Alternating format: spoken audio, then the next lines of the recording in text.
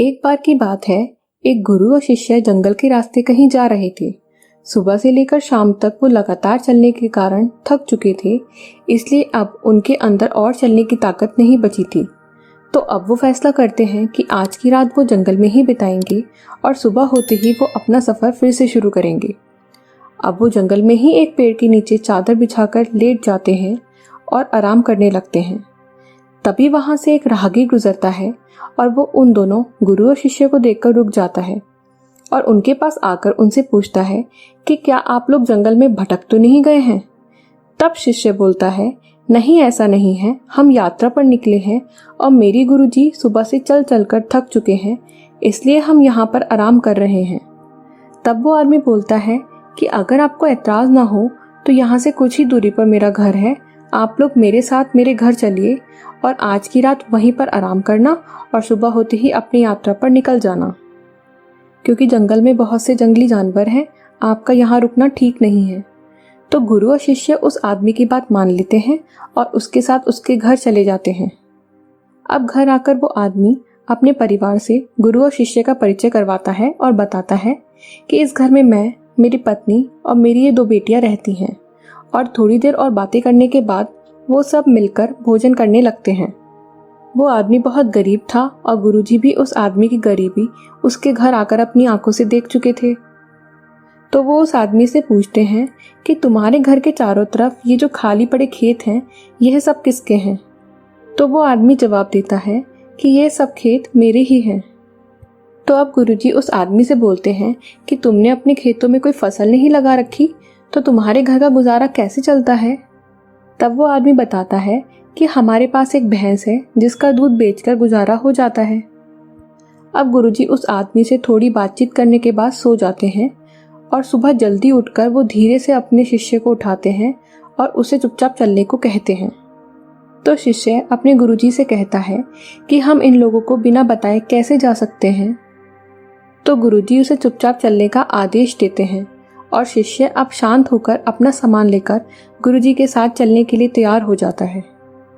और घर से निकलते ही गुरुजी उस आदमी की भैंस को खोलकर अपने साथ लेकर चलने लगते हैं। तो यह सब देखकर शिष्य गुरुजी से कहता है कि गुरुजी, आप चोरी कर रहे हैं, और वो भी उस आदमी के घर जिसने आपको अपने घर में जगह दी और आपको भोजन खिलाया। मुझे आपसे यह उम्मीद नहीं थी। तो गुरुजी कहते हैं कि तुम्हारे सारे सवालों का जवाब मैं तुम्हें बाद में दूंगा, अभी बस तुम चुपचाप चलते रहो। इतना सुनकर शिष्य शांत होकर चलने लगता है। अब वो काफी दूर आ चुके थे और अब गुरुजी उस भैंस को छोड़ देते हैं। तो यह सब देखकर शिष्य फिर बोलता है कि इतनी दूर लाकर आपने उस भैंस को छोड़ क्यों दिया। अब उस बेचारे आदमी का क्या होगा, वो कैसे अपना गुजारा करेगा।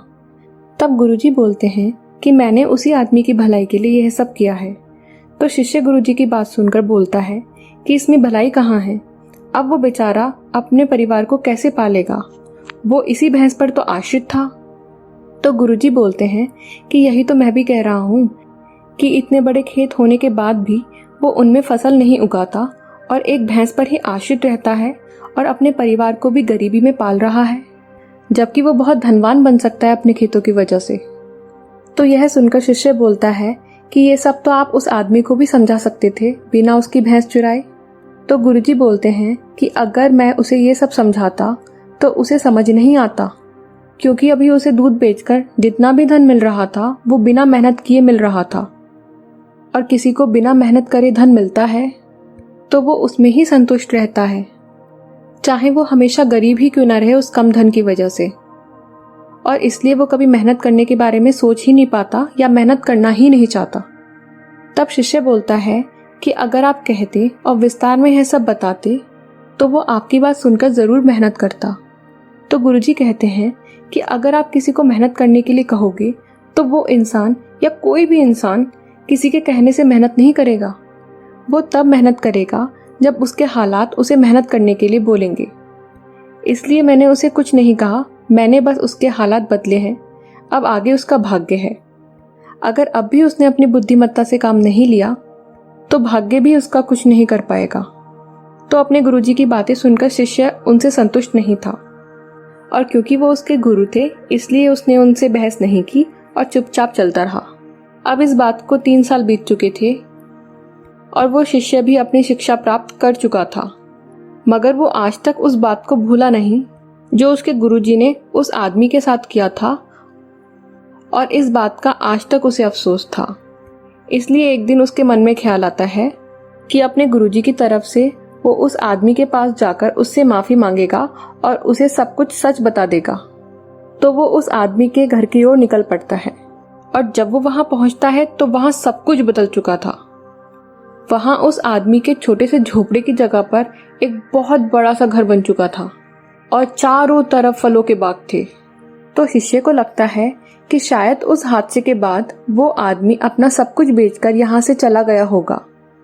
लेकिन तभी वो आदमी घर से बाहर निकल आता है और शिष्य को पहचान लेता है और खुश होकर उसे घर के अंदर बुलाता है।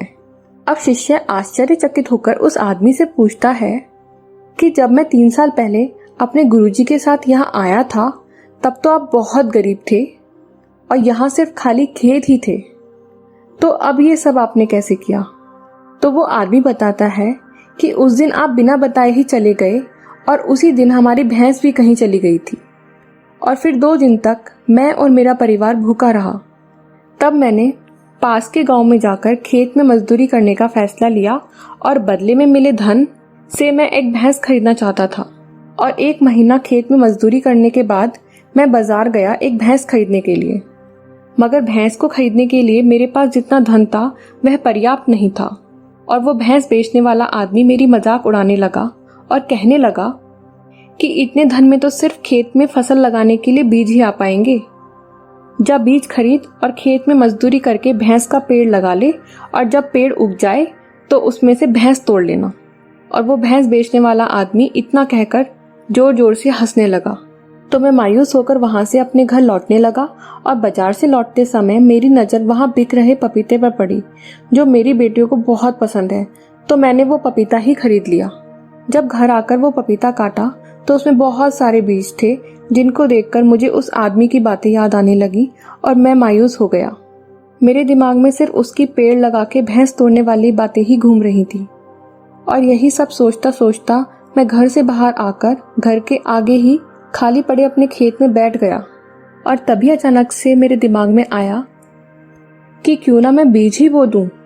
और मैं फिर घर के अंदर गया और उन पपीते के बीजों को लाकर अपने खेतों में बो दिया, और कुछ समय बाद पेड़ बड़े हो गए और उन पर पपीते आने शुरू हो गए। और जब पपीते पक गए तो मैंने उनको बाजार में बेच दिया, और उन्हें बेचकर मुझे अच्छा खासा धन मिला।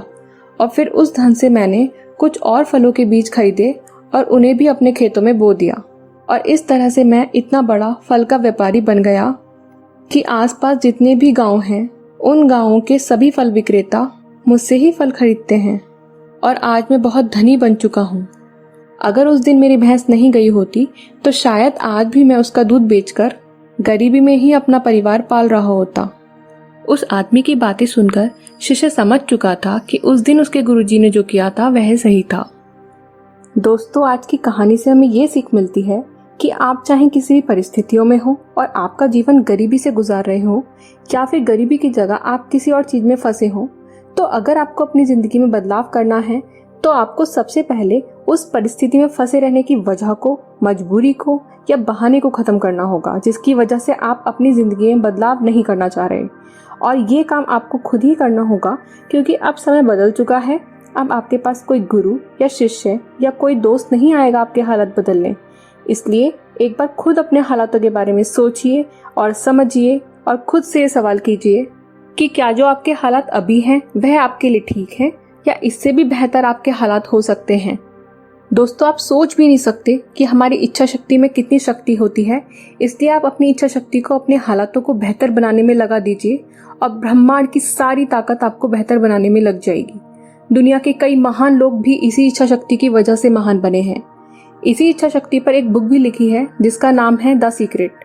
आगे इस बुक पर हम आपके लिए एक वीडियो जरूर बनाएंगे।